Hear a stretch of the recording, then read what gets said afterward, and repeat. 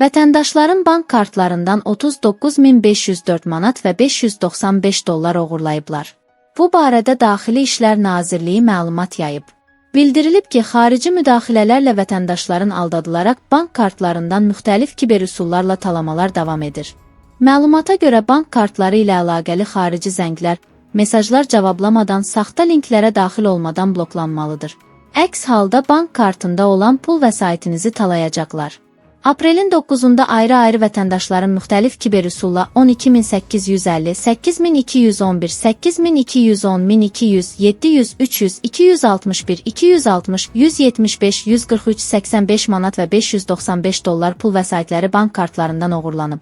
Bir daha vətəndaşlara şübhəli zənglərdən gələn cəlbedici qazanc, sığorta bank hesablarının möhkəmləndirilməsi, mədaxil üzrə ödənişlərlə əlaqəli təkliflərə diqqətlə yanaşmağı tövsiyə edirik. Qəti formada şəxsi bank məlumatlarını naməlum şəxslərə verməyin.